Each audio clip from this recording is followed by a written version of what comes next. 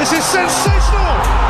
World class! 지금 백악관이 LA 경제 보고서를 긴급 검토하고 있습니다. 삼성 반도체, 현대 전기차, 미국이 수십 년간 공들여 유치한 한국 기업들의 투자 총액, 그 숫자를 단 3달 만에 뛰어넘는 사건이 터졌습니다. 매주 5만 명, 호텔 6개월치 매진, 코리아타운 매출 500% 폭등, 미국 역사상 단 한 번도 없던 숫자가 LA를 덮쳤습니다. 기자님, 내 인생은 이 한국인이 오기 전과 후로 나뉩니다. 하루 $50를 벌던 우버 기사가 사흘 만에 $2,000를 쓸어 담고 월세를 못 내 눈물 흘리던 펍 주인이 백만장자 대열에 합류했습니다. 그런데 더 충격적인 건 따로 있습니다. 정부 보조금 $0, 구단 마케팅 비용 $0, 그리고 가장 충격적인 건 처음 이 땅에 발을 디뎠을 때 팀 동료들조차 말을 걸지 않았던 단 한 명의 한국인이 이 모든 걸 혼자 만들어냈다는 사실입니다. 도대체 LA에서 무슨 일이 벌어진 걸까요? 제 이름은 패트릭 오설리반.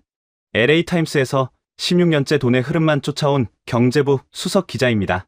제 세상은 GDP, 실업률, 나스닥 지수 같은 차가운 숫자로만 굴러갑니다. 축구라는 공놀이는 텔레비전 채널을 돌리다 스쳐 지나가는 백색 소음에 불과했죠. 그날도 뻔한 금요일이었습니다. 거대 물류센터의 고용 지표를 뜯어보러 가는 길, 405 고속도로가 그야말로 거대한 주차장으로 변해 있었습니다. 속으로 거친 욕설을 삼키며 라디오를 켰는데 앵커의 다급한 목소리가 차 안을 터질 듯이 울렸습니다. LAX 국제선 터미널이 통제불능 상태입니다. 전 세계에서 몰려든 인파로 공항 기능이 완전히 마비되었습니다. 테러라도 난 건가? 제 피 속에 끈질긴 기자 본능이 요동쳤습니다. 차를 거칠게 돌려 곧장 공항으로 향했죠. 그리고 입국장 문을 열어젖힌 순간 저는 16년 기자 인생에서 단 한 번도 본 적 없는 기괴한 광경에 그만 숨을 멈추고 말았습니다. 터미널 전체가 거대한 모자이크 같았습니다. 새빨간색, 눈이 시린 순백색, 샛노란색까지 수만 명의 사람들이 온갖 종류의 축구 유니폼을 입고 발 디딜 틈 없이 엉켜 있었습니다. 마치 전 세계 인종을 모아놓은 유엔 총회장 같았죠. 그런데 소름 돋는 건 하나같이 다른 유니폼을 입은 그들의 등판에 마법의 주문처럼 똑같은 알파벳 3글자가 박혀 있었다는 겁니다. SON. 손. 대체 이게 무슨 난리입니까? 제가 무전기에 대고 고래고래 소리를 지르는 보안 요원을 붙잡고 묻자 그는 땀범벅이 된 얼굴로 저를 보며 헛웃음을 터뜨렸습니다. 기자 양반, LA 사람 맞아요? 매주 금요일마다 열리는 지옥 파티잔소 LAFC에 새로 온 그 한국인 손흥민 하나 보겠다고 일주일에 5만 명이 쏟아져 들어온다고요? 특별 근무조를 짜고 100명을 더 뽑았는데도 막을 수가 없습니다. 5만 명? LA 최고 존엄이라는 레이커스 농구 결승전에도 불가능한 숫자였습니다. 이 미친 숫자의 실체를 두 눈으로 확인하기 위해 면세점 구역으로 뛰어들어갔습니다. 계산대 앞은 블랙 프라이데이 폭동을 방불케 했습니다. 매니저는 영혼이 나간 표정으로 바코드 스캐너를 찍으며 제게 소리쳤습니다. 매출이 3배가 넘어요. 저 한국인 선수가 우리를 돈방석에 앉혔다고요? 그 지독한 혼돈 속에서 LA 지도를 들고 헤매는 일본인 노부부를 발견했습니다. 도쿄에서 비행기를 10시간이나 타고 왔다는 그들에게 도대체 제정신이냐고 묻고 싶었지만 부인은 오히려 환하게 웃으며 대답했습니다. 아시아 축구 역사상 가장 위대한 전설의 마지막 불꽃을 두 눈으로 보는데 비행기 10시간이 대수인가요? 전설. 그 단어가 제 머리를 세게 얻어맞은 듯 맴돌았습니다. 서둘러 공항을 빠져나와 잡아탄 우버 안 멕시코계 운전기사 마르코의 눈동자에는 이미 짙은 달러 기호가 박혀 있었습니다. 기자님, 내 인생은 손흥민이 오기 전과 후로 나뉩니다. 코로나 때 하루 $50 쥐고 울던 제가 지금은 금요일부터 주말 딱 사흘 동안 $2,000를 쓸어 담아요. 영국 사람들, 일본인들이 쥐어주는 팁만 모아도 월세가 거뜬합니다. 저는 수첩이 찢어질 듯 펜을 휘갈겼습니다. 이건 단순한 스포츠 팬덤 따위가 아니었습니다. 단 한 명의 아시아인이 거대 도시 LA의 경제 지도를 폭격 수준으로 뜯어고치고 있었던 겁니다. 겨우 이 정도로 놀라면 섭섭하죠. 진짜 돈 냄새가 진동하는 곳으로 모시겠습니다. 마르코가 의미심장한 미소를 지으며 핸들을 꺾었습니다. 차창 밖으로 스쳐 지나가는 다운타운의 거리에는 이미 검은색과 금색 유니폼을 입은 인파들이 삼삼오오 모여들고 있었습니다. 마치 온 도시가 거대한 하나의 물줄기를 향해 흘러가는 것 같았습니다. 10분 뒤 차가 멈춰선 곳은 다운타운 구석에 낡아빠진 아일랜드 펍이었습니다. 제가 10년 전 마지막으로 취재를 왔을 때 파리만 날리다 곧 파산할 것 같던 맥과이어 스테번.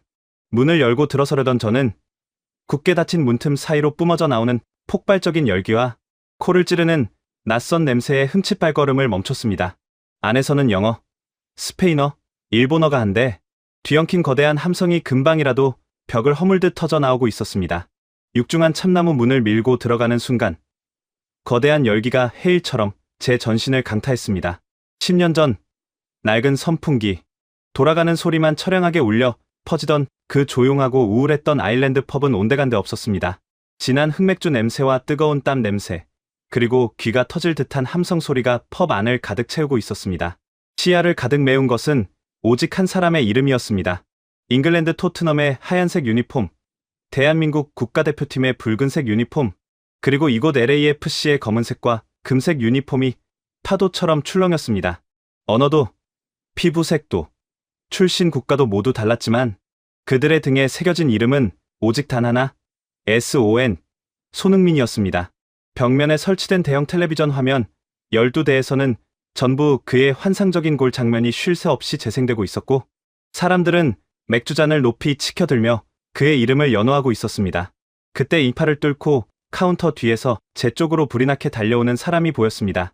10년 전 이 가게를 취재할 때 사진 한 장을 찍어줬던 인연이 있는 맥과이어스 태번의 주인 톰 맥과이어였습니다. 10년 전 대출금을 갚지 못해 텅 빈 가게 구석에서 눈물을 훔치던 깡마른 백발의 노인은 온데간데 없었습니다. 최고급 맞춤 정장 조끼를 입고 땀을 뻘뻘 흘리는 그의 얼굴에는 주체할 수 없는 환희가 가득했습니다. 톰은 제 어깨를 부서질 듯 꽉 끌어안더니 다짜고짜 저를 펍 안쪽의 비좁은 사무실로 밀어 넣었습니다. 세상에, 톰, 이게 도대체 무슨 일입니까? LA 한복판에서, 그것도 챔피언스리그 결승전도 아닌 평범한 금요일 오후에 이런 미친 인파라니요? 가게를 팔고 고향으로 돌아가겠다던 당신 아니었습니까? 제 질문에 톰은 떨리는 손으로 금고에서 두꺼운 장부 2권을 꺼내 제 눈앞에 펼쳤습니다. 경제부 기자인 제 두 눈은 장부에 적힌 숫자를 보자마자 그대로 굳어버리고 말았습니다. 그것은 일개 동네 펍에서 나올 수 있는 매출액이 아니었습니다. 패트릭, 자네는 평생 숫자를 다뤄왔으니 이게 무슨 의미인지 단번에 알겠지? 코로나 사태 때는 하루에 맥주 반 통도 팔지 못했어. 아내의 결혼 반지까지 전당포에 맡기고 파산 신청 서류에 도장을 찍기 직전이었지. 그런데 딱 석 달 전 금요일이었어. LAFC 구단이 그 한국인 선수를 영입했다는 기사가 인터넷에 뜨고 정확히 1시간 뒤 내 인생이 완전히 뒤집혔지. 톰의 목소리는 미세하게 떨리고 있었습니다. 그의 말에 따르면 기사가 난 직후 펍의 문을 박차고 들어온 것은 영국, 런던 억양을 쓰는 20명 남짓한 건장한 사내들이었습니다. 그들은 가방도 풀지 않은 채 캐리어를 끌고 들어와서는 다짜고짜 화면이 가장 잘 보이는 자리를 내놓으라며 $100짜리 지폐 다발을 카운터에 던졌다고 합니다. 내가 물었지. 당신들 도대체 LA까지 무슨 일로 온 거냐고. 그러자 그중 한 녀석이 자기 심장 부근을 퍽퍽 치면서 이러더군. 우리들의 캡틴, 우리들의 위대한 7번이 이곳으로 왔는데 지옥인들 못 따라오겠냐고 말이야. 그날 밤 우리 가게에 있던 흑맥주 20통이 단 3시간 만에 바닥이 났어. 저는 믿을 수 없다는 듯 고개를 저었습니다. 톰, 아무리 그래도 그렇지. 축구 선수 한 명이 이적했다고 영국에서 비행기를 타고 10시간이 넘는 거리를 매주 날아온다는 게 경제학적으로 말이 됩니까? 비행기 티켓 값에 호텔 숙박비만 해도 수천 달러가 넘을 텐데요. 그래서 내가 자네를 이곳으로 부른 게 아니야. 밖으로 나가서 저 미치광이들을 직접 보라고. 톰의 손에 이끌려 다시 홀로 나오자 그는 바 테이블 가장 한가운데에서 맥주를 들이켜고 있는 덩치 큰 사내를 제게 소개했습니다. 그의 이름은 제임스. 런던 북부에서 온 배관공이었습니다. 저는 명함을 건네며 단도직입적으로 물었습니다. 제임스 씨, 배관공 월급으로 매주 LA행 비행기표를 사는 건 엄청난 추혈일 텐데요. 도대체 무엇이 당신을 여기까지 오게 만든 겁니까? 제임스는 붉게 달아오른 얼굴로 저를 빤히 쳐다보더니 입고 있던 낡은 토트넘 유니폼의 엠블럼에 입을 맞췄습니다. 기자 양반, 당신은 몰라. 10년이야. 자그마치 10년 동안 그 아시아인은 우리 팀을 위해 자기 뼈와 살을 깎아 바쳤어.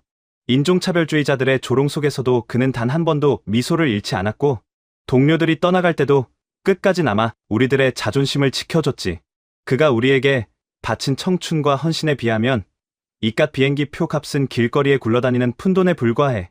우리는 그저 우리의 가족이 타지에서 외롭지 않도록 지켜주러 온 것뿐이야. 그의 말이 끝나기가 무섭게 옆 테이블에 앉아있던 멕시코계 청년들이 잔을 부딪히며 소리쳤습니다. LA에 온 걸 환영한다, 소니. 이제 우리가 당신의 새로운 방패가 되어줄게. 순식간에 펍 안의 모든 사람들이 각자의 언어로 그의 이름을 부르며 환호하기 시작했습니다. 소름이 돋았습니다. 이것은 단순한 스포츠 스타를 향한 팬심이 아니었습니다. 한 인간이 보여준 10년의 헌신과 진정성이 국경과 인종을 초월하여 사람들의 영혼을 완전히 묶어버린 거대한 종교에 가까웠습니다. 톰은 카운터 뒤로 돌아가더니 가장 아끼는 빈티지 위스키를 꺼내 잔에 가득 따랐습니다. 패트릭, 사람들은 LAFC 구단이 엄청난 마케팅 성공을 거뒀다고 떠들어대지. 하지만 내게 그 한국인 선수는 마케팅 도구 따위가 아니야. 무너져가던 내 가정을 구하고 우리 직원들의 밀린 월급을 챙겨주고 이 죽어가던 거리에 다시 피가 돌게 만든 구원자지. 그가 밟는 잔디마다 황금빛 기적이 일어나고 있어. 위스키를 단숨에 털어 넣은 톰의 눈가에 뜨거운 눈물이 맺혔습니다.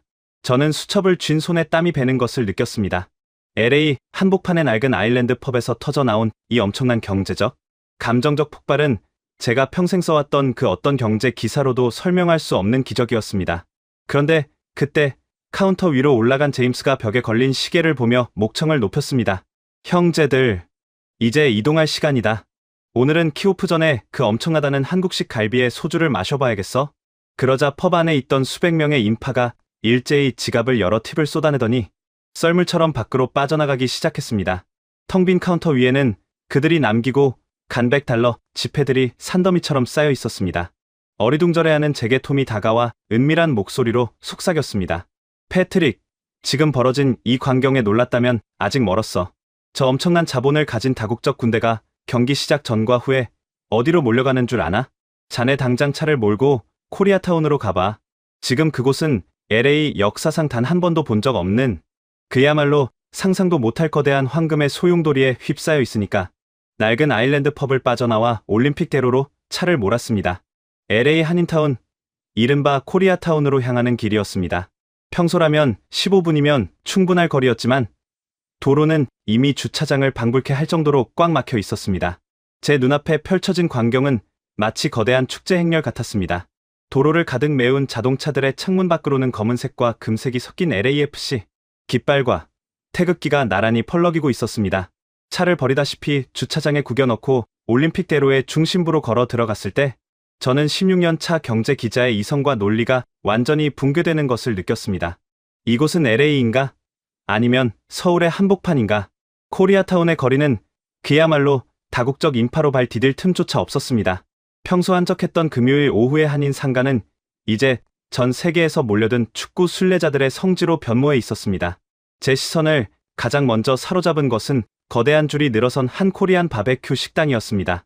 간판에는 한국어로 갈비라는 글자가 큼지막하게 적혀 있었고 식당 밖으로는 100명도 넘는 사람들이 뙤약볕 아래에서 번호표를 쥐고 서 있었습니다. 놀라운 것은 그 줄에 서 있는 사람들의 면면이었습니다.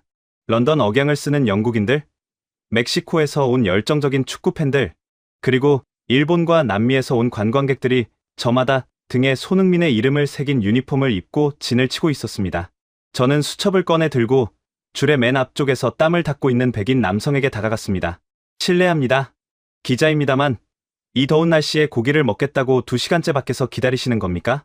제 질문에 남자는 입고 있던 하얀색 토트넘 유니폼을 펄럭이며 자랑스럽게 웃었습니다. 물론이죠. 소니가 잉글랜드 프리미어리그에서 해트트릭을 기록한 날이면 항상 동료들을 데리고 코리안 바베큐를 먹었다는 기사를 읽었거든요. 우리 위대한 캡틴의 피와 살을 만든 음식이 바로 이 코리안 갈비 아닙니까? 오늘 밤 경기장에서 목이 터져라 응원하려면 우리도 캡틴과 똑같은 음식을 먹고 똑같은 에너지를 채워야 합니다. 식당 안으로 발걸음을 옮기자 매캐하고 달콤한 고기 굽는 냄새와 함께 귀를 때리는 엄청난 소음이 밀려왔습니다.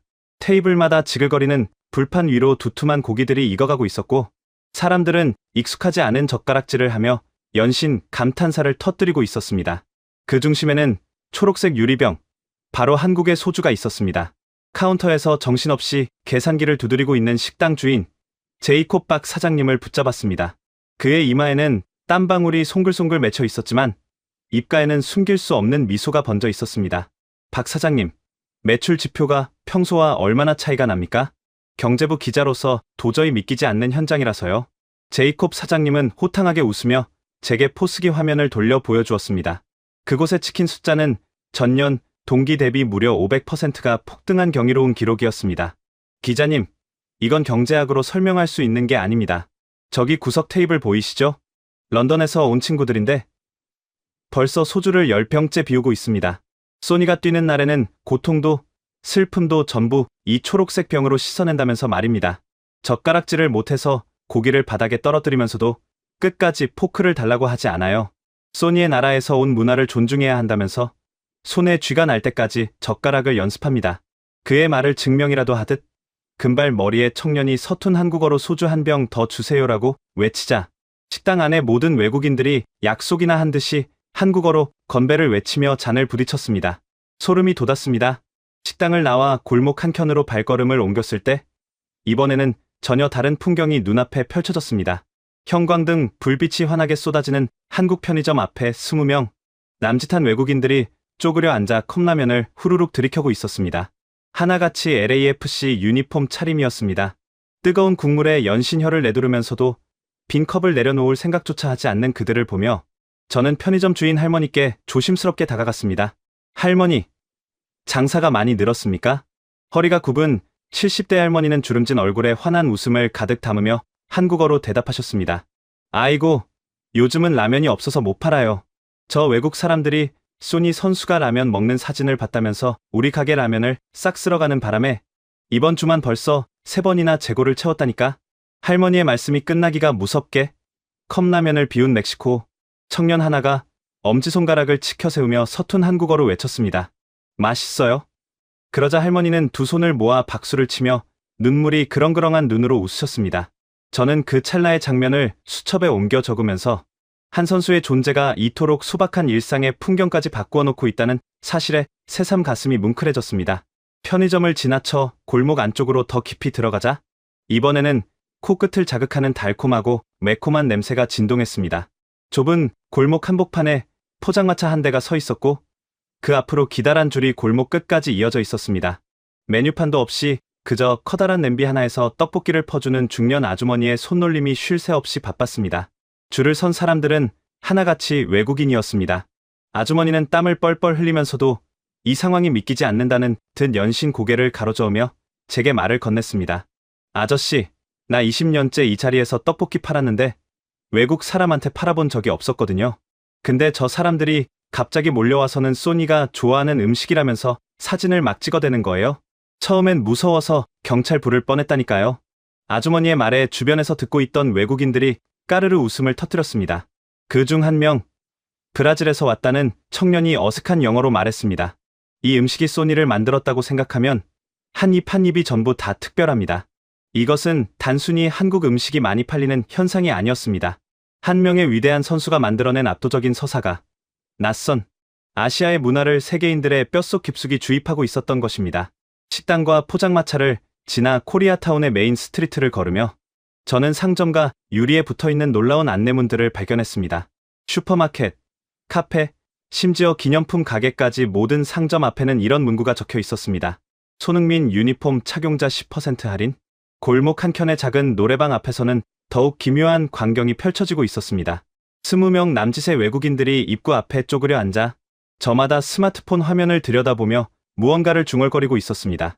가까이 다가가 보니 그들이 연습하고 있는 것은 다름 아닌 한국 노래였습니다. 노래방 주인 아저씨가 신이 나서 제게 달려왔습니다. 기자님, 요즘 이 친구들이 소니 선수 응원가를 한국어로 부르겠다며 연습하러 온다니까요. 영어도 서툰데 한국어 가사를 외우겠다고 몇 시간씩 방에 처박혀 있어요. 덕분에 우리 가게가 개업 이래 처음으로 대기 손님이 생겼습니다. 이 거리는 이제 달러로 굴러가는 것이 아니라 손흥민이라는 이름이 가진 절대적인 가치로 굴러가고 있었습니다. 코리아타운 상인회의 간부는 제게 떨리는 목소리로 말했습니다. 과거 LA 폭동의 아픔과 코로나의 그림자 속에서 서서히 죽어가던 코리아타운 상권이 단 한 명의 동포 덕분에 개장 이래 최고의 황금기를 맞이하고 있다고 말입니다. 길모퉁이에서는 한 무리의 멕시코 아이들이 낡은 축구공을 차며 놀고 있었습니다. 아이들 중 하나가 멋진 가마차기로 쓰레기통에 공을 골인시키자 모두가 우르르 몰려가 양손으로 카메라 모양을 만드는 손흥민의 시그니처 찰칵 세리머니를 따라했습니다. 피부색도 다르고 자라난 환경도 다른 LA의 빈민가 아이들마저 그 아시아인 선수를 자신의 영웅으로 삼고 있었습니다. 저는 더 이상 수첩에 숫자만 적을 수 없었습니다. 한 사람의 존재가 이토록 거대한 도시의 경제와 문화를 그리고 사람들의 영혼까지 지배하는 기적? LA는 완전히 손흥민의 도시로 재탄생하고 있었습니다. 바로 그때였습니다. 정신없이 셔터를 누르며 인터뷰를 따내던 제 주머니 속에서 휴대폰이 요란하게 울리기 시작했습니다. 액정에 뜬 발신자는 뉴욕 월스트리트에서 가장 냉혹하고 보수적이기로 소문난 수석 애널리스트 마이클이었습니다. 도무지 흥분이라고는 모르는 그 얼음장 같은 녀석이 숨을 헐떡이며 내뱉은 첫마디는 지금 제 눈앞에 펼쳐진 LA의 기적조차 한낱 장난처럼 느껴지게 만들 만큼 충격적이었습니다. 마이클, 천하의 월스트리트 수석 애널리스트가 평화로운 금요일 오후에 웬일이야? 목소리가 왜 그래? 뉴욕 증권거래소에 불이라도 났어? 제가 농담처럼 던진 첫마디에 수화기 너머에서는 넥타이를 거칠게 풀어 헤치는 듯한 거친 숨소리와 함께 수십 대의 전화기가 미친 듯이 울려대는 소음이 고스란히 전해졌습니다. 냉혈한이라는 별명답게 평소 감정 변화라곤 찾아볼 수 없던 얼음장 같은 녀석이 완전히 이성을 잃은 목소리로 제게 소리쳤습니다. 패트릭, 지금 당장 노트북 켜고 LAFC 모기업 주가 차트부터 확인해. 아니, LA 지역항공사, 대형 호텔 체인, 스포츠 방송 중계권사 주가까지 전부 다 띄워보라고. 지금 월스트리트 전체가 완전 패닉 상태야. 길 한복판에 선체로 황급히 가방에서 태블릿 PC를 꺼내 화면을 켠 저는 그 자리에 돌처럼 굳어버리고 말았습니다. 붉은색 상승 화살표들이 미친 듯이 위로 치솟고 있었습니다. 보통 상장 기업의 주가가 이 정도로 요동치려면 혁신적인 신기술이 발표되거나 거대 기업 간의 천문학적인 인수합병이 터져야만 가능한 일이었습니다. 하지만 지금 시장을 강타한 호재는 단 하나였습니다. 마이클, 이게 도대체 무슨 일이야? 방금 상장한 실리콘밸리 유니콘 기업 차트도 아니고 LA 지역 경제 지표가 왜 이렇게 단체로 미쳐 날뛰는 건데? 내 말이 그 말이야. 우리 회사 전산팀이 오류인 줄 알고 긴급 점검을 돌렸다고. 패트릭, 잘 들어.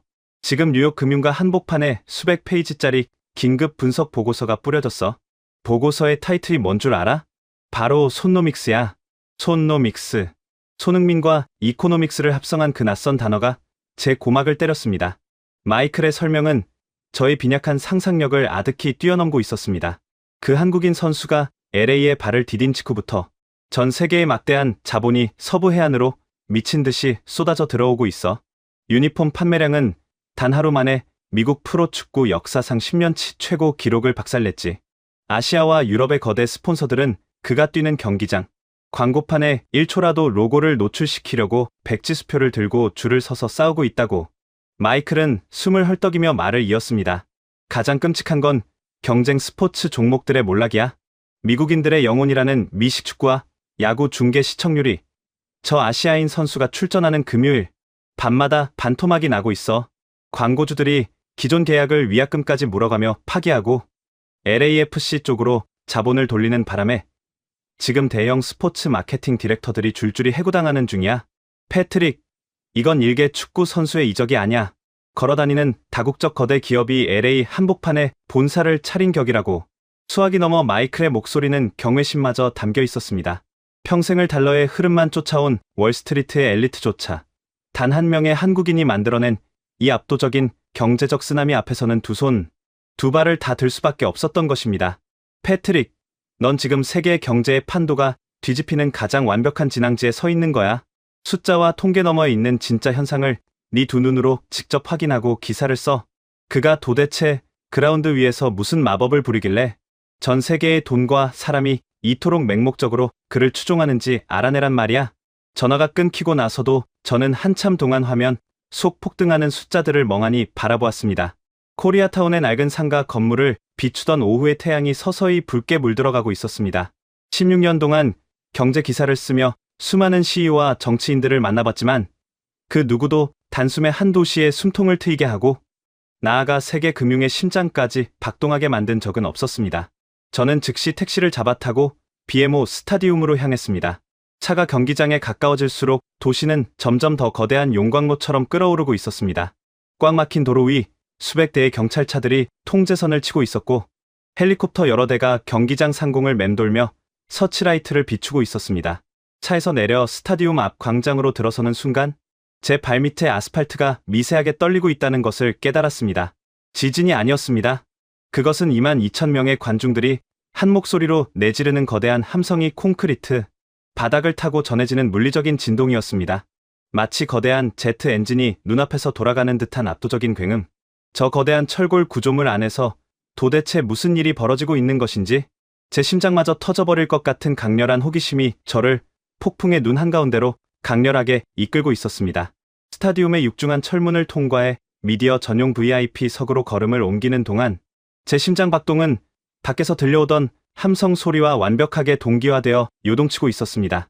16년간 경제부 기자로 일하면서 뉴욕 증권거래소에 미친 폭락장도 겪어봤고 실리콘밸리 거대 기업들의 살벌한 주주총회도 취재해봤지만 이토록 원초적이고 압도적인 에너지는 난생 처음이었습니다. 기자석 제일 앞줄에 자리를 잡고 그라운드를 내려다본 순간 저는 숨을 쉴 수 없었습니다. 22,000석의 관중석은 단 하나의 빈자리도 없이 검은색과 금색 그리고 태극기의 붉은색 파도로 완전히 뒤덮여 있었습니다. 경기장 한쪽 스탠드에는 좋게 아파트 10층 높이는 되어 보이는 거대한 현수막이 펄럭이고 있었습니다.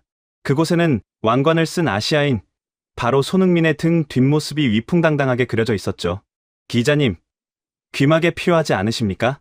오늘 고막이 찢어질 수도 있습니다.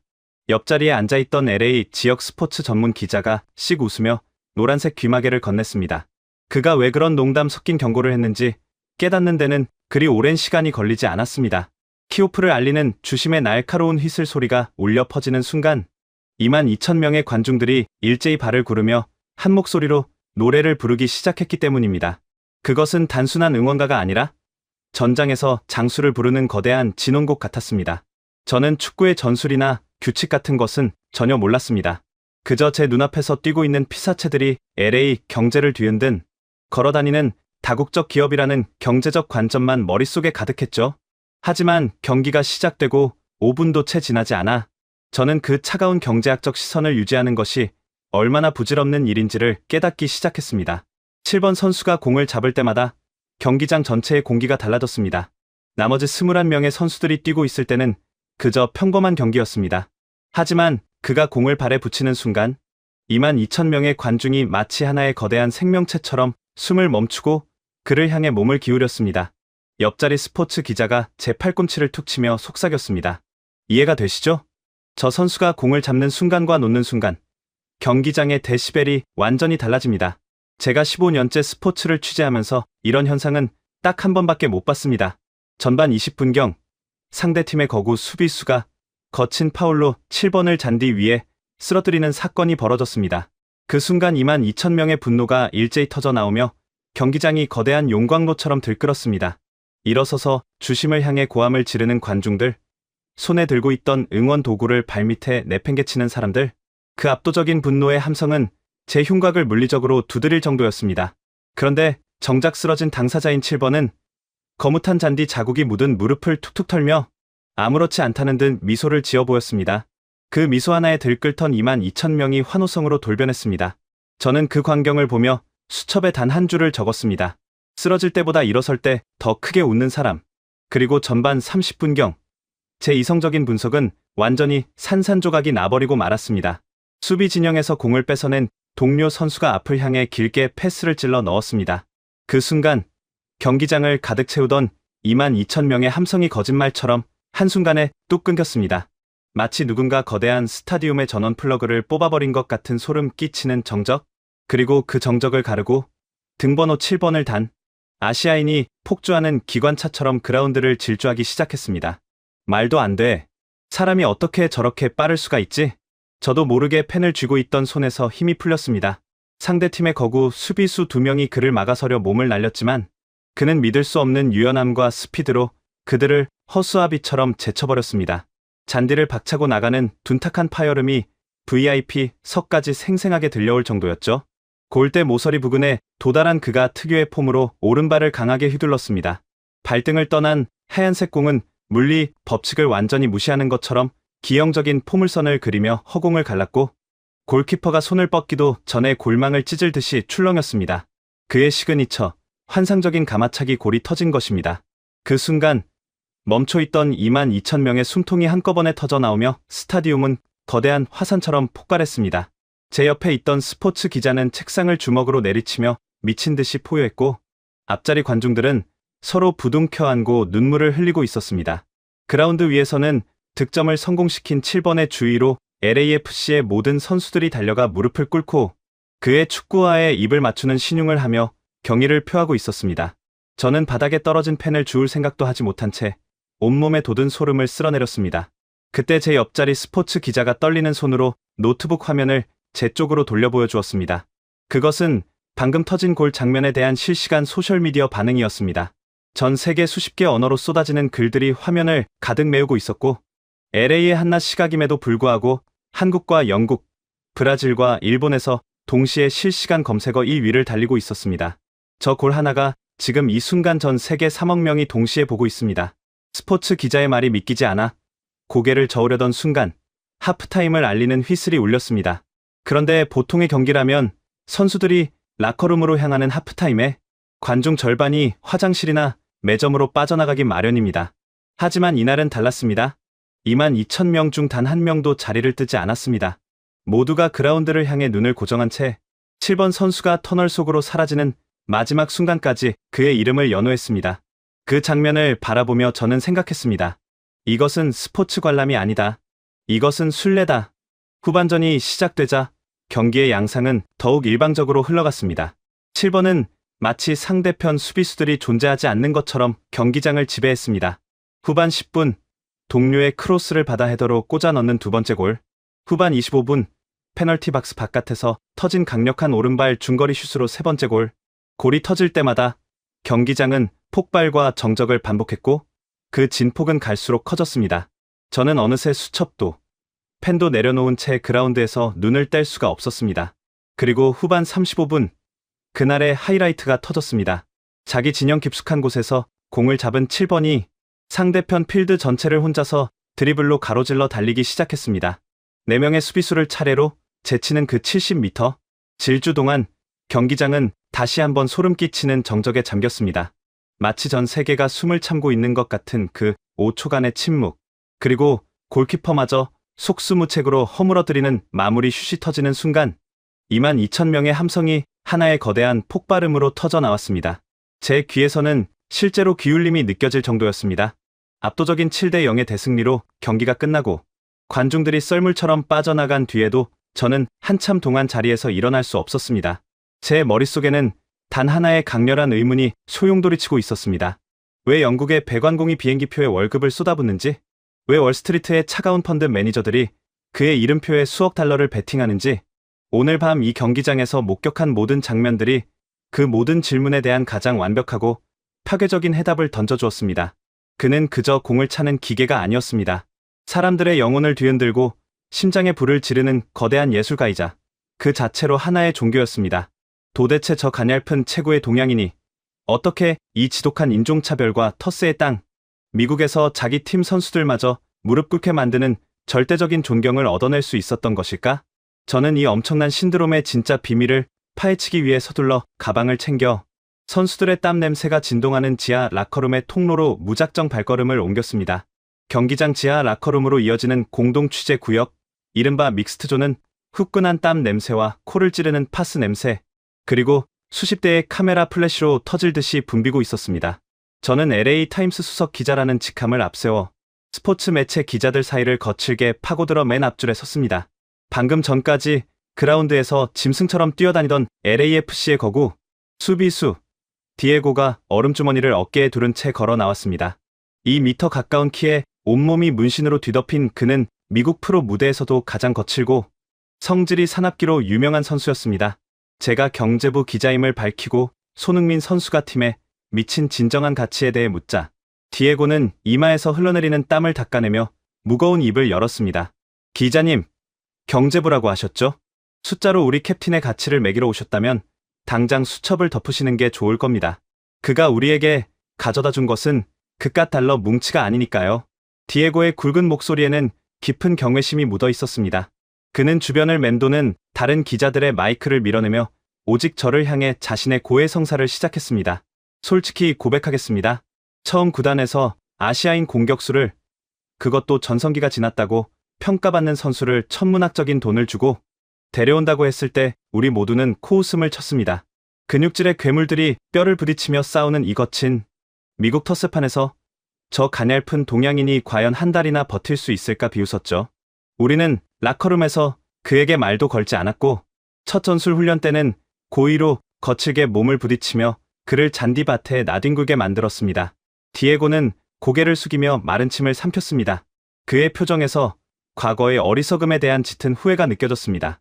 하지만 그는 단 한 번도 화를 내거나 핑계를 대지 않았습니다. 묵묵히 흙먼지를 털고 일어나 미소를 지으며 다시 달렸죠. 남들이 샤워를 마치고 퇴근한 뒤에도 혼자 텅 빈 경기장에 남아 3시간씩 발목이 부서져라 슈팅 연습을 했습니다. 다음날 아침 라커룸에 일찍 출근해 보면 제일 먼저 도착한 그가 막내 선수들의 축구화까지 직접 닦아놓고 있었어요. 언어가 다르고 문화가 달라도 그는 땀과 헌신이라는 만국 공통어로 우리의 얼어붙은 마음을 조금씩 박살내고 있었던 겁니다. 디에고의 눈동자가 강렬하게 빛나기 시작했습니다. 그리고 마침내 사건이 터졌죠. 한 달 전 텍사스 원정 경기 얘기입니다. 상대팀의 악명 높은 백인 수비수가 소니의 발목을 향해 살인적인 양발 태클을 날렸습니다. 소니가 비명을 지르며 쓰러지자 그 백인 녀석은 쓰러진 소니를 향해 입에 담지도 못할 인종차별적인 폭언을 내뱉었습니다. 눈이 뒤집힌 제가 달려가려던 찰나 발목을 테이핑으로 단단히 감아달라며 의료진을 손짓으로 부른 소니가 도리어 제 가슴을 밀치며 말렸습니다. 취재 구역의 모든 기자들이 숨을 죽이고 디에고의 입술만 바라보고 있었습니다. 저 역시 쥐고 있던 펜을 떨어뜨릴 뻔했습니다. 그는 통증으로 일그러진 얼굴로 테이핑을 질끈 동여매더니 심판에게 다시 뛰겠다고 손을 번쩍 들더군요. 그리고 후반전 45분 동안 소니는 문자 그대로 그거만한 수비수의 영혼까지 철저하게 도륙내버렸습니다. 단 한 번의 패스 미스도 없이 짐승 같은 속도로 그 백인 수비수를 3번이나 엉덩방아치게 만들었죠. 결국 소니가 3번째 골을 터뜨리고 해트트릭을 완성한 순간 그 콧대 높던 수비수는 잔디밭에 무릎을 꿇은 채 울음을 터뜨리고 말았습니다. 디에고의 눈시울이 붉어져 있었습니다. 거대한 최고의 짐승 같은 선수가 한 명의 동양인 리더를 떠올리며 눈물을 글썽이는 모습은 그 어떤 완벽한 경제 지표보다도 강렬한 충격으로 다가왔습니다. 소니가 3번째 골을 넣고 우리를 향해 달려왔을 때 우리는 누가 먼저랄 것도 없이 그의 발밑에 엎드려 축구화를 닦는 세리머니를 바쳤습니다. 그는 단순한 용병이 아닙니다. 차별과 멸시의 시선을 오직 실력과 피나는 노력으로 짓밟아버린 우리의 진짜 캡틴, 우리의 위대한 리더입니다. 디에고가 인파 속으로 사라지고 나서도 저는 한동안 그 자리에 서 있었습니다. 그때 믹스트존 한쪽 구석에서 홀로 기자들의 질문을 받고 있는 선수가 눈에 들어왔습니다. LAFC의 주전 공격형 미드필더 라이언 콜이었습니다. 금발의 푸른 눈을 가진 전형적인 미국인 외모의 그는 이 구단에서 가장 오랫동안 뛰어온 프랜차이즈 스타였습니다. 소니가 오기 전까지는 이 팀의 절대적인 에이스이자 팬들의 우상이었던 선수. 저는 자연스럽게 그쪽으로 발걸음을 옮겼습니다. 라이언은 제 명함을 보더니 피식 웃음을 터뜨렸습니다. 경제부 기자가 스포츠 취재를요? 오늘 꽤 특별한 날이었나 보군요. 저는 단도직입적으로 물었습니다. 솔직히 여쭤봐도 되겠습니까? 소니가 오기 전까지는 라이언 콜 선수가 이 팀의 에이스였습니다. 새로운 스타가 네가 아끼던 자리를 차지했을 때 처음 심정이 어땠습니까? 라이언은 잠시 허공을 바라보더니 예상 밖의 담담한 표정으로 입을 열었습니다. 솔직히 말씀드리죠. 처음엔 무너지는 줄 알았습니다. 구단이 소니를 데려온다는 발표가 났을 때 저는 이적 신청서를 쓰려고 감독실 앞까지 갔었으니까요. 라이언은 손에 들고 있던 수건을 천천히 접으며 말을 이었습니다. 그런데 막상 그가 첫 훈련에 나타났을 때 저는 완전히 얼어버렸습니다. 그 인간은 저보다 2배는 일찍 나와서 혼자 훈련하고 있었거든요. 저 정도 경력이면 어딜 가도 대접받는 선수인데 가장 구석진 라커룸 자리에 조용히 짐을 풀고 막내들한테 먼저 인사를 건네더라고요. 저는 그 모습을 보면서 등골이 서늘해졌습니다. 라이언의 목소리에 진심이 담겨 있었습니다. 며칠 뒤였습니다. 훈련이 끝나고 제가 혼자 슈팅 연습을 하고 있는데 소니가 슬그머니 다가오더니 제 오른발 폼을 가리키며 영어로 이렇게 말했습니다. 네 오른발 가마차기 완벽해. 나한테 가르쳐 줄 수 있어? 저는 처음에 놀림받는 줄 알았습니다. 세계 최고의 가마차기를 가진 선수가 저한테 가르쳐 달라니요. 그런데 그의 눈빛은 진심이었습니다. 그날 이후 우리는 매일 밤 같이 남아서 연습했습니다. 그가 저에게 배우고 제가 그에게 배우면서요. 라이언은 잠시 말을 멈추고 천장을 올려다봤습니다. 눈가가 붉어져 있었습니다. 어느 날 밤, 텅 빈 경기장에서 둘이 공을 차다가 소니가 갑자기 저한테 이렇게 물었습니다. 라이언, 네가 가장 무서운 게 뭐야? 저는 잠깐 생각하다가 잊혀지는 거라고 대답했습니다. 그러자 소니가 빙긋 웃으면서 이러더군요. 나도 그래. 그러니까 오늘도 달리는 거야. 그 한마디가 저를 완전히 바꿔놨습니다. 그는 경쟁자가 아니었습니다. 제가 평생 찾던 진짜 동료였습니다. 라이언의 고백이 끝나자 믹스트존은 잠시 침묵에 잠겼습니다. 주변에서 다른 인터뷰를 하던 기자들마저 어느새 라이언 쪽으로 고개를 돌리고 있었습니다. 저는 수첩을 덮으며 생각했습니다. 디에고가 보여준 것이 한 지도자가 적을 동료로 바꾸는 힘이었다면 라이언이 보여준 것은 그 지도자가 경쟁자마저 가족으로 만드는 힘이었습니다. 인터뷰를 마치고 어두운 터널을 걸어 나오는 동안 제 머릿속은 온통 혼란과 경이로움으로 가득 찼습니다. LAFC가 이토록 완벽한 캡틴을 얻어 전례 없는 부와 명예의 황금기를 누리고 있다면 반대로 아시아인이라는 편견에 사로잡혀 그를 영입할 기회를 스스로 걷어차 버린 미국의 다른 거대 구단들은 지금쯤 어떤 끔찍한 지옥을 맛보고 있을까요? 수첩을 주머니에 쑤셔 넣은 저는 서둘러 뉴욕과 마이애미에 있는 스포츠, 비즈니스 핵심 관계자들의 전화번호를 미친 듯이 검색하기 시작했습니다. LAFC 경기장에 터질 듯한 열기를 뒤로하고 빠져나온 저는 차 시동을 걸기도 전에 뉴욕의 거대 스포츠 구단 단장으로 있는 오랜 취재원 리처드에게 전화를 걸었습니다.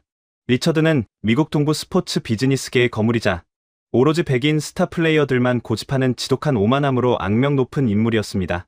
신호음이 길게 이어지다 마침내 연결된 수화기 너머로는 평소에 그 위풍당당한 목소리 대신 술에 잔뜩 취한 쉰 목소리와 함께 창문 밖으로 무언가 거칠게 박살나는 굉음이 들려왔습니다. 리처드? 무슨 일입니까? 뉴욕 한복판에서 폭동이라도 일어난 겁니까? 제 다급한 질문에 리처드는 허탈한 웃음을 터뜨리며 절망적으로 내뱉었습니다. 폭동. 그래. 폭동이지. 지금 내 사무실 창밖으로 우리 구단 골수팬 수만 명이 몰려와서 당장 내 목을 내놓으라고 불을 지르고 난리가 났어. 패트릭, 자네 지금 LA에 있지? 그 망할 아시아인, 아니, 그 위대한 소니가 LA 구장에 나타난 이후로 내 20년 커리어는 완전히 끝장났어. 리처드의 목소리는 형편없이 떨리고 있었습니다. 사실 불과 석 달 전만 해도 상황은 전혀 달랐습니다. 당시 자유계약 신분이 된 그 한국인 선수를 영입할 기회는 LAFC보다 자본력이 월등했던 이 뉴욕의 거대 구단에 먼저 주어졌었죠. 그때 리처드가 스포츠 신문 일면에 대고 짓거렸던 망언을 저는 아직도 똑똑히 기억합니다. 아시아 출신 공격수에게 수천만 달러를 쏟아붓는 건 바보 같은 짓이다. 그들은 기껏해야 아시아 관광객들에게 셔츠나 몇 장 팔아치우는 상업용 마스코트일 뿐. 피 튀기는 미국 무대에서는 절대 티켓 파워를 가질 수 없다. 오직 편견과 오만으로 똘똘 뭉쳐있던 그 오만한 한마디가 지금 뉴욕 구단 전체를 파멸의 늪으로 밀어 넣은 것입니다. 패트릭, 내가 미쳤었지. 내가 내 눈을 직접 찔렀어. 리처드가 짐승처럼 소리내어 흐느끼기 시작했습니다. 단순히 LA가 우리를 꺾고 우승컵을 쓸어 담아서 이러는 게 아니야. 돈이야, 돈. 지난달에만 우리 구단의 메인 스폰서였던 글로벌 자동차 기업과 대형 항공사가 위약금을 수천만 달러씩 물어주면서까지 일방적으로 후원 계약을 파기했어. 이유가 뭔 줄 알아? 그 미친 위약금을 물어주더라도 소니가 뛰는 LA 경기장 광고판에 단 1분이라도 기업 로고를 노출시키는 게 100배는 더 남는 장사라는 거야. 리처드의 피를 토하는 듯한 절규는 미국 자본주의의 가장 잔인한 민낯을 그대로 보여주고 있었습니다. 동양인이라는 이유로 철저하게 저평가하고 조롱했던 기득권자들은 이제 그 아시아인이 만들어내는 천문학적인 황금빛 폭풍 앞에서 피눈물을 흘리며 무릎을 꿇고 있었습니다. 우리 구단 주가는 상장 이래 최저치로 폭락했고 시즌권 연쇄 환불 사태는 내 손을 떠났어. 팬들은 내가 축구 역사상 가장 위대한 전설을 헐값에 걷어차 버렸다며 매일 밤 시위를 벌이고 있지. 패트릭, 자네 LA타임스 일면에 제발 기사 한 줄만 써주게. 내가 땅바닥에 머리를 박고 사죄한다고. 제발 다음 시즌에 뉴욕으로 와준다면 구단의 지분 절반이라도 떼어 바치겠다고 말이야. 전화를 끊고 난 후 저는 운전대에 머리를 기댄 채 거친 숨을 몰아쉬었습니다. LA를 집어삼킨 환희와 뉴욕을 무너뜨린 절망, 이 극단적인 두 세계를 완벽하게 갈라놓은 것은 단 한 명의 한국인 선수가 가진 압도적인 가치였습니다. 수천만 달러의 적자와 폭동 속에서 파멸해가는 거대 구단들의 비참한 말로를 확인한 저는 문득 고개를 들어 룸미러로 제 붉게 달아오른 얼굴을 쳐다보았습니다. 이 엄청난 나비 효과는 그저 자본의 흐름만 바꾸어 놓은 것이 아니었습니다. LA 빈민가 뒷골목에서 낡은 축구공을 차던 멕시코계 아이들, 식당에서 구슬땀을 흘리던 히스패닉 종업원들, 그리고 차별의 시선을 견디며 살아온 수많은 이민자의 구분 등 뒤로 전에 없던 거대한 자부심이 솟아오르고 있었습니다. 저는 이 폭발적인 에너지가 단순한 스포츠 신드롬을 넘어 미국이라는 거대한 국가의 심장부를 완전히 새로운 색깔로 물들이는 걷잡을 수 없는 사회적 혁명으로 번져가고 있음을 온몸으로 직감하고 있었습니다. 리처드와의 통화를 끝내고 멍하니 운전대를 잡은 채 차를 몰았습니다. 목적지도 없이 그저 LA의 밤거리로 차를 이끌었죠. 화려한 다운타운의 네온사인을 등지고 제 차는 LA에서 가장 가난하고 위험한 흑인 빈민가인 콤프턴 지역으로 접어들고 있었습니다. 평소에 금요일 밤이라면 거리 구석구석에서 들려오는 날카로운 경찰차, 사이렌 소리와 무장갱단들의 험악한 욕설로 가득했을 경제부 기자로서는 결코 오고 싶지 않은 삭막한 우범지대였습니다. 그런데 차창 밖으로 스쳐 지나가는 풍경이 무언가 이상했습니다. 마약 거래상들이 서성거리던 어두운 뒷골목마다, 총기 사고로 구멍이 뚫려있던 낡은 농구장마다 밝은 가로등 불빛이 켜져 있었습니다. 그리고 그 불빛 아래에는 믿을 수 없는 광경이 펼쳐지고 있었습니다. 흑인, 멕시코계 히스패닉, 그리고 아시아계 이민자 아이들 수십 명이 한데 뒤엉켜 흙먼지를 일으키며 낡은 축구공을 차고 있었던 것입니다. 서로의 구역을 침범했다며 매일같이 주먹다짐을 벌이고 칼부림을 하던 각기 다른 인종의 빈민가 소년들이 어깨동무를 하고 땀을 흘리며 하나의 공을 쫓고 있었습니다. 더 충격적인 것은 훌렁벗어 던진 상해 대신 그들이 이소처럼 입고 있는 낡은 티셔츠의 등판이었습니다. 매직펜으로 삐뚤빼뚤하게 하지만 아주 크고 선명하게 SON 7번이라는 글자가 모든 아이의 등에 새겨져 있었습니다. 골대 역할을 하는 두 개의 쓰레기통 사이로 한 흑인 소년이 멋지게 공을 차 넣었습니다. 소년은 환호성을 지르며 무릎으로 흙바닥을 미끄러지듯 달려가더니 양손으로 네모난 카메라 모양을 만들어 자신의 얼굴에 가져다 대는 그 찰칵 세리머니를 완벽하게 흉내냈습니다. 그러자 상대편이었던 멕시코계 아이들마저 우르르 달려가 그 소년을 끌어안고 함께 뒹굴며 웃음을 터뜨렸습니다. 저는 갓길에 차를 세우고 홀린 듯이 그 광경을 바라보았습니다. 차에서 내려 공터 쪽으로 천천히 걸어가자 아이들 중 가장 덩치가 큰 흑인 소년 하나가 경계하는 눈빛으로 저를 쳐다보았습니다. 낯선 어른이 다가오면 을에 도망치거나 욕설을 퍼붓기 일수인 이 거리의 아이들이었습니다. 하지만 저는 멈추지 않고 천천히 다가가 그 소년의 등판에 적힌 글자를 가리키며 물었습니다. 소니 알아? 소년의 눈빛이 순식간에 바뀌었습니다. 경계심이 사라지고 그 자리에 자부심이 가득 찼습니다. 소년은 가슴을 쫙 펴며 또렷하게 대답했습니다. 소니는 우리 동네 사람이에요. 피부색은 달라도 아무도 알아주지 않는 곳에서 혼자 싸워서 올라간 사람이잖아요. 그게 바로 우리 얘기예요. 15살도 채 안 되어 보이는 소년의 입에서 나온 그 말은 16년 경력의 경제부 기자가 쓴 어떤 분석 기사보다 정확하고 날카로운 진실을 담고 있었습니다. 저는 말문이 막힌 채 수천만 만지작거렸습니다. 그때 동네에 버려진 교회를 개조해 청소년 쉼터로 운영하고 있는 지역 사회에 존경받는 흑인 인권운동가 마틴 목사님이 제 어깨를 가볍게 두드리며 말을 건넸습니다. LA타임스의 수석 기자님이 이런 누추하고 위험한 동네에는 어쩐 일이십니까? 혹시 또 우리 동네 아이들이 범죄에 연루되었다는 자극적인 경제 빈곤 기사를 쓰러 오셨습니까? 마틴 목사님의 뼈있는 농담에 저는 황급히 고개를 저으며 수첩을 꺼냈습니다. 그리고 저 공터에서 벌어지고 있는 기적 같은 현상에 대해 물었습니다. 마틴 목사님은 깊게 파인 주름 사이로 아주 온화하고 따뜻한 미소를 지으며 아이들을 바라보았습니다.